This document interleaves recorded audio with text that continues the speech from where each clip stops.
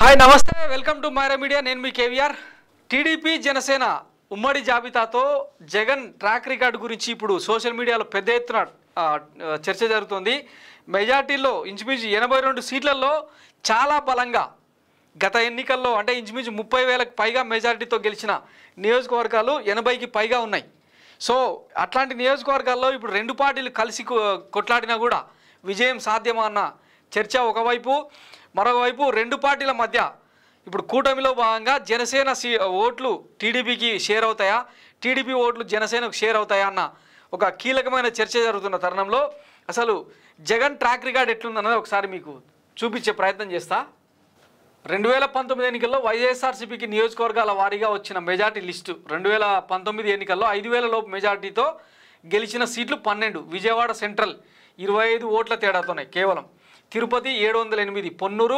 1112 Nellore city 1988 Tanuku 2195 Nagari 2708 Kothapeta 4038 Eluru 4072 Yalamanchili 4146 Tadikonda 4433 Prathipadu 4611 Jaggayyapeta 4778 ఇక 5 నుంచి 10,000 లోపు మెజార్టీతో గెలిచిన నియోజకవర్గాలు 22 రామచంద్రాపురంలో 5,168 మంగళగిరిలో ఆళ్ల రామకృష్ణారెడ్డి 5,337 కర్నూలులో 5,353 ముమ్మడివరంలో 5,547 శ్రీకాకుళం మచిలీపట్నం విజయనగరం నర్సాపురం ప్రతిపాడు తాడిపత్రి విజయవాడ వెస్ట్ పెడన పీలేరు అనకాపల్లి చిలకలూరుపేట బొబ్బిలి భీమవరం కాకినాడ రూరల్ సంతనూతలపాడు కైకలూరు భీమిలి వేమూరు ఇవన్నీ 10,000 లోపు బిలో 10,000 అంటే 9,999 వరకు ఉన్న నియోజకవర్గాలు 22 సో 10,000 కంటే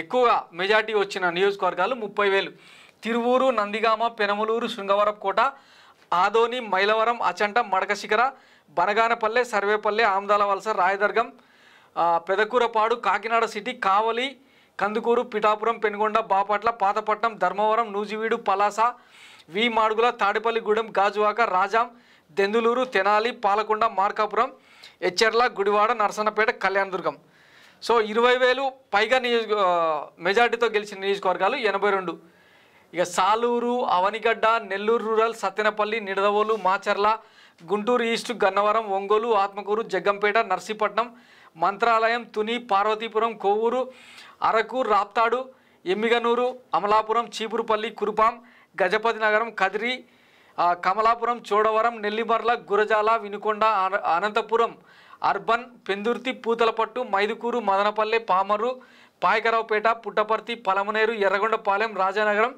నర్సరావుపేట రాయచోటి ఉంగుటూరు నంద్యాల కోడూరు రాజంపేట డోన్ ఆలగడ్డ కోడుమూరు చింతలపూడి ఉదయగిరి గోపాలాపురం శ్రీకాళహస్తి శ్రీశైలం వెంకటగిరి దర్శి రంపచోడవరం కోవూరు ఆలూరు చిత్తూరు నందికోట్కూరు కనిగిరి చంద్రగిరి పత్తికొండ పోలవరం పాడేరు ప్రొద్దుటూరు పుంగనూరు పాణ్యం బద్వేల్ సత్యవేడు గూడూరు గంగాధర నెల్లూరు సింగనమల తంబాలపల్లె గుంతకల్ జమ్మలమడుగు కడప అనపర్తి సుల్లూరుపేట గిద్దలూరు పులివెందుల సో ఇట్లా 20,000కు పైగా మెజార్టీతో గెలిచినవి 82 నియోజకవర్గాలు ఉన్నాయి సో ఇవి ఇంకా వీటిలో ఎంత తలకిందులు తపస్సు చేసినా కూడా అంటే ఈ మెజారిటీ తగ్గించడం అసాధ్యం అన్నమాట జనరల్గా ఈసారి ఎన్నికల్లో 2024 ఎన్నికల్లో చాలా నారో మెజారిటీతోన పోలింగ్ జరిగే అవకాశం ఉంది అని చెప్పి సర్వేలు చెప్తున్నాయి అన్నమాట నారో మార్జిన్తోన బయటపడి ఎందుకంటే 5 to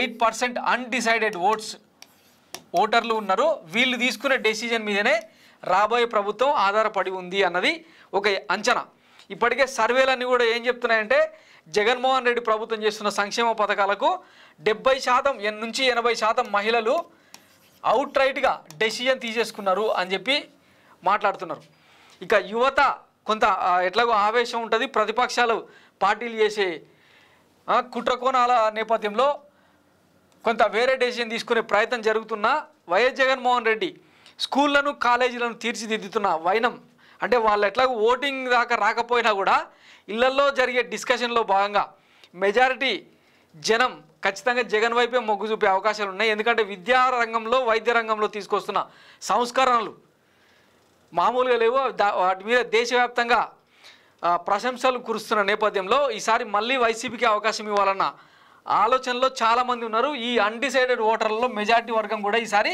వైసీపీకే మద్దతు పలికేలా అవకాశం ఉండొచ్చు అన్నది ఒక ఈక్వేషన్.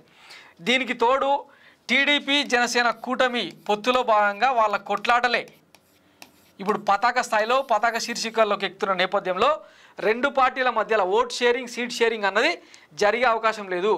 టీడీపీ 151 స్థానాల్లో పోటీ చేస్తున్న, జనసేన 21 స్థానాల్లో పోటీ చేస్తున్న ఈ రెండింటి మధ్యలో మళ్ళీ బీజేపీ వచ్చి ఏమన్నా సీటు చీలిస్తే చెప్పలేం. కానీ ఖచ్చితంగా ఈ 151 స్థానాల్లో జనసేన ఓట్ షేర్ 5 to 7%, టీడీపీకి అవుట్ రైట్గా సాలిడ్గా అంటే ఒక్క ఓటు కూడా చీలకుండా 98-99% అవుట్ రైట్గా టీడీపీకి ఫిక్స్ అయితేనే ఏమన్నా టీడీపీకి అధికారం.